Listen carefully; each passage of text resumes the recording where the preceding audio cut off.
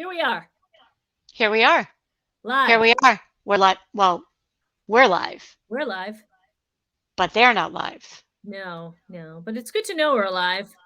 But And we will be going back to LinkedIn Live, right? yes, Yeah. yes. We're gonna get more consistent with our LinkedIn Live. We are trying to figure out how to download it. It's a whole thing. It's a Hmm. whole thing. But Beth, before we start, I wanted to ask you about before we start on our sexy topic, um, how's it going with your word? With my words, pretty good. I've referred to them quite a bit: encouragement, exposure, and allow. Yeah, those are deep. Yep, Those yep. are deep. Those are Yep. deep. I like those. I like those. Um, can I tell a funny story about my word of the month? Please do. Okay. So January, my words of the month were mise en place. That's for those of you who don't know, a French term for everything in its place. Why are you laughing? Beth's laughing. Do you know where I'm going with this? I like when you say that word, mise Mise en en place. place? Yes. I might be saying it wrong, but anyway, so basically it means everything in its place. So if you are going to cook something, for example, you would chop up the onions, chop up the peppers, you would measure out all of the ingredients and have it all in one place before you start. It is a much more fun way to cook. It's a much more effective way to cook. It also means clean as you go. So everything in its place. If it's dirty, it goes in the dishwasher. So I loved it. It worked really well for me in January. And there was at one point a couple weeks ago, which was in January, where my condo was just, I mean, it looked like the FBI had come and done a raid and they were looking for like guns or drugs or something. It was bad. I called Danny and said, just so you know, we weren't robbed. This is just what's happening. So I walked down my hallway. I have a long hallway in my condo. And I said, well, this Mies is all over this plus, so you better get on it. And I actually, this is what I said to myself. Ended up staying up later than I usually did to put everything away. And it wasn't from a place of neuroses. It was just this is making like I have to put this away. It's causing me stress, which maybe is neuroses. But anyway, I put it away, went to bed a little later, boop, slept like a baby. Next day, I was feeling great. So the word works, everybody. It works. Nice. Very nice. Nice. I like to hear it. Like to hear it. So we're going to jump in. We are talking about recession proofing. Woo! Sexy. Yeah. Or more importantly, how else would you word it, Beth? You're good with words. I would say, what would I say instead of recession proofing? I would say, well, just like mise en place, just be prepared. Be prepared for these ups and downs. Be prepared for the flow. Set yourself up so that you have a little bit of a cushion, Mm-hmm. right? Mm-hmm. Not Yep. just a financial cushion, just a cushion in general. Yeah, I would agree. So, yes, for sure. I mean, there's the tactical, you should have 3 month savings in your account. And sure, for anybody who can do that, that's great. I remember when I was being preached this when I was much younger, I was like, 3 months. I'm never going to save that much, right? Like it depends on where you are in your career or where you are in your business. That's a lot. And now they're saying 6 months. But anyway, um, the reason why we wanted to talk about this is because there is an unprecedented number of layoffs happening. And, I don't think that it's really become you can't swing a cat without somebody talking about the recession. Sorry, Beth, I forgot you have a pet cat. And he happens to be here. He snuck in when I wasn't looking. Zorro, I'm really sorry. don't be There's afraid. I hope I can recover from this because as I'm saying it, I'm looking over her shoulder and her cat's there. So, it hasn't been like recession everywhere yet, but when you look at the epic number of layoffs that have happened, it's coming or it's here. So, we wanted to provide everybody, regardless of what you do, regardless of if you own your own business, if you are in corporate America, if you are just starting out, or if you are ready to start the next chapter of your career, it's okay. We got you. We've got you. That's And right. more importantly, you've got you. So, Right. Beth, tell them how to prepare. Okay. So the first thing for me when something like this comes up is that we are overexposed to so many news sources. And of course, the recession has been in the news. Now, I'm not saying there's not a recession, because there is a recession. But what I'm saying is when it's in the news and it's everywhere and everyone is talking about it, and they're not talking about it like, yay, the recession's here. Everyone's got some angst around it. By the time it gets to you, you are totally consumed with the fact that there's a recession. So what I would like people to do is just take a breath and look around in your circles and in your box and say, does it look like my company is having symptoms of the recession? Am I in my life, in my house, with my budget and my family, having direct hits, symptoms of recession? And I'm not saying like, oh, grocery store prices, gas inflation. I'm talking about I can't pay my mortgage kind of stuff, right? I mean, because prices are always going to go up. There's always going to be another expense. And we know how to navigate that if we have a healthy financial existence. So I think you have to look at that first, right? Some industries are hit harder than others. Which one are you in? Different levels of positions in companies, I would assume, are hit differently. Where do you lie there? And different areas of the country are also hit differently. So, And the really, world. I'm sorry, I didn't mean to interrupt you. yes, you're I right. didn't, sorry. You're Yep. correct. Yep. So I think it's really important to just hone on in to where you are and see where are you affected. So that's where I think you should start before anybody has a full-on panic or that sort of thing. Okay. Can I add to that? Of course. Awesome tee up. Awesome overview. So I agree, don't panic. I agree, and I actually typed this in my notes. Do not drop your pants, okay? Especially for those of you who are in business yourself. And for those of you who are in the corporate world, many of our listeners are salespeople.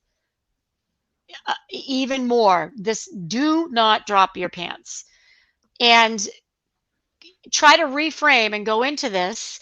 There's an expression that I love, and I actually used to give it out to all my sales team. Pressure loves diamonds, right? Pressure makes diamonds, excuse me. Pressure makes diamonds. If it was easy, everybody would be doing it. So this is when you can make a name for yourself. This is when you can stay close to your customer, stay close to your ideal client. If you're in corporate America, this is when sales is needed the most. So by now, you better know what your value is, and you better be clear on what that value is. And if you're not, we have some past episodes that can help you get clear on that. But this is where you can either lay down and be a victim, or you can step up and be a hero. So that's what I will say first. I agree with Beth. You need to be rigorous in what you allow into your universe and your space. I don't listen to certain news stations because they're triggering. Why would I actively listen to these people? No. So, kind of try to monitor that a little bit. And if you are in one of the industries that Beth referenced earlier that is likely to be hit, although I don't even think there's any speculation on that yet. It's like Amazon, like the software, like it's everywhere. How can you pivot? I hesitate to use the word pivot. That word is triggering for me for a number of reasons. So how can you adjust? How can you repurpose the skills that you have if you need to? Because if you're out selling widgets or you're out selling technology, let's say, it's not like that's the only thing you can sell. People aren't buying it because it's a spectacular product. They're buying it because you're a great salesperson and you have figured out how to solve a need for your customer. So you can do that anywhere. Same thing with if you own your own company. If your target client is evaporating or you feel that there's going to be less opportunity, first of all, check yourself before you wreck yourself, because there may be the same amount of opportunity or even more opportunity And again, this is where you hone in on what is your unique value. And I'm going to see while you're talking about that if we did an episode about that. So I can refer our pods just to that episode. Beth, thoughts? Excellent. Yes. So I know you're really on fire today with all these great little sayings, but I want to quote my dad today, who Oh, used to good. love to say, Hmm. proper preparation prevents piss poor performance. Oh, I remember that. Hey, I have really bad news for you. That is really cute. I don't think he made it up. No, he definitely didn't make it Okay. up. He just used to Okay. say it all the time. Okay. Actually, I think it came through, the Boy Scouts used it, but it was really 5 Ps. My dad liked to say piss poor performance because that's the kind of guy he was. But um, yeah, it goes way back. But it's very true, right? So, how do you prepare for something like this? And I think you hit on it, Nancy, by saying value. So, I Mm. think that you have to have clarity on where is your unique, stellar, specific value, because at the end of the day, as a salesperson, which we all are, right? We are all selling whatever our service or product is. There is a need that still exists, a need versus a want. And your job is to know your value and your worth and to show your client base that those things are needs. Yes. Should Did you just drop the mic? I think I might have. Yeah. I think you Yeah. did. So I heard you say value and worth, right? Mhm. Your worth, your financial worth, right? Not your self-worth, but the dollars depend on the value you're providing. Would you agree that that's a direct correlation? Yes. Okay. So when we underestimate our value, or when we cannot clearly articulate our value, you will not get as much coin. Right. Right. This might shock you. We have not done a podcast episode on identifying and articulating your unique value. Are you Well, kidding me? How's that possible? 2023 is going to be the year for that podcast, isn't it? Yeah, we need to get that into the rotation. Stat. There is a whole chapter in the book about it. I am going to tell you which chapter it is. I'm going to stall while I'm looking for it. Excellent. Um, so and by the way, we're not, we can be kind of flip. We're not minimizing the importance or the No, not at all. scariness around this impending recession. We're saying, get ready because it's coming. So what is your unique value? So Yes. that is in chapter, it's in the step up portion, page 58. Yep. I think we should do that for an upcoming Oh, episode. yes, we definitely will. We definitely will. And I think the other thing, right, is don't freeze. Like a lot of the times, I think it's easy for people to say, well, there's a recession, so there goes that. And that's, I mean, I think you can run with that for a day or two, but then you have to move on and deal with it, right? And fix it and say, what am I going to do? How am I going to do it? Right. And be resourceful and say, what's my value? I got to get clear on this. I got to find a way around it because, the other piece of this is that we want people to be getting paid their worth. And let's say that you have your clarity and you know your worth, but it's a recession and you're like, oh, I can't really ask for a raise if there's a recession. So I think that this is where you have to say your worth is your worth and your value is your value. So how do you negotiate that at a time where everything in the news is about, oh, nobody is making money or having money or moving forward at this point? Nancy. I, I am so glad you brought this up. She sees me nodding. So during the COVID debacle, when Beth is twitching, when I had several clients who went for new jobs, they either got laid off and had to go get a new job, or whatever, they got promoted, or it was just out of the normal course of business. I cannot tell you how many of them said, I can't possibly ask for more money now. Why not? I agree. Why I, not? right. Do you look? Because, and here's what I would say: does the company give you more money when they're doing better? So No. that's a rhetorical question, guys, right? So I'm not talking about profit sharing or any of that. I'm talking about, well, the company's not doing great. I couldn't possibly ask for money. Okay. Then when the company's doing gangbusters, they should be giving you more money. Do they come to you and say, geez, we just had a 10% increase in our revenue, so we're gonna amp up your salary 10%? Nope. Your value is your value. It doesn't matter if it's on a Tuesday or a Saturday in the middle of a recession during a COVID quarantine. That does not affect your worth. It Those factors affect your confidence and your belief in your worth. So that's Yes. on you, people. Right, right. And I guess another thing I want to say, because I'm thinking about it, I know we cover it in the book, is that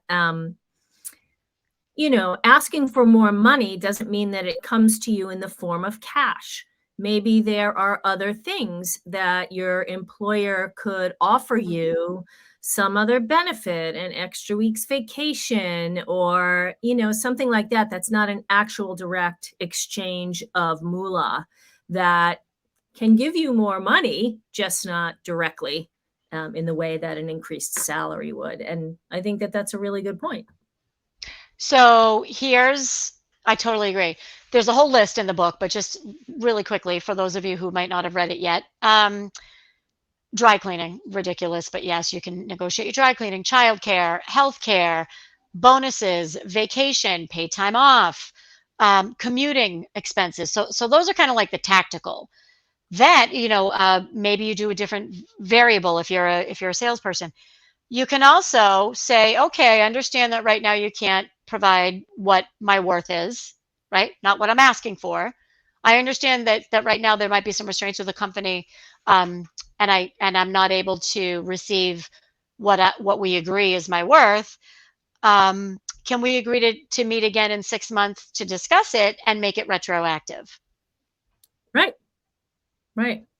I just dropped the mic You just dropped. because because okay, you can't give it to me now. That's fine.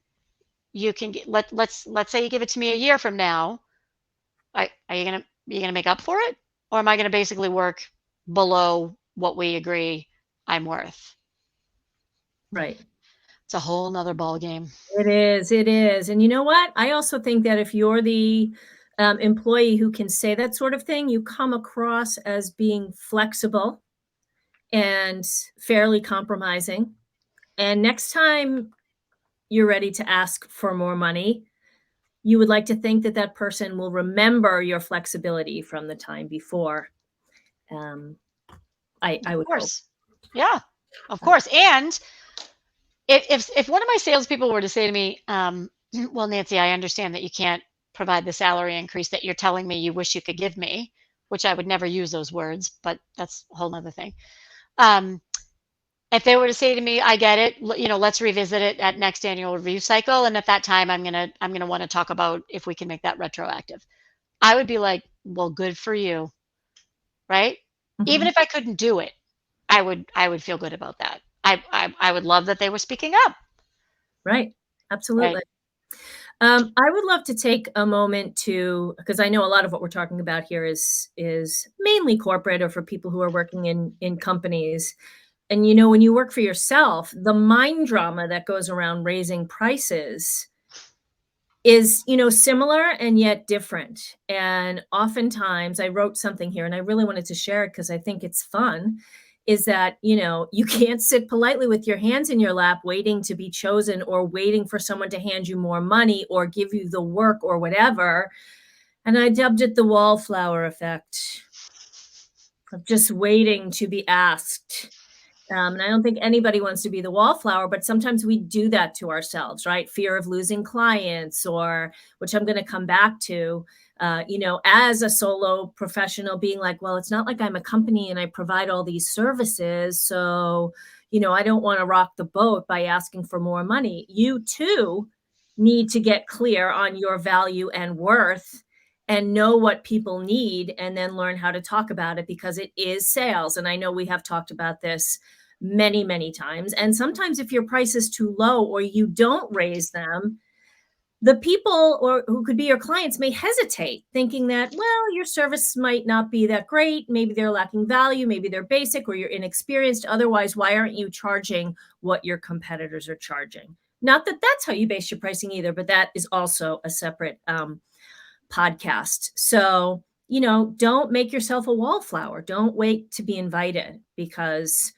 there are people who need services and they're willing to pay for those services if they are clear on your value and worth. And that means you have to be as well. I totally agree. And two things in response to that. I'm so glad you brought that up. At the very least, I work with hundreds of mostly women on this. Excuse me. At the very least, if you work for yourself, consider raising your minimum. And here's why I'm saying it like, consider raising your starting price.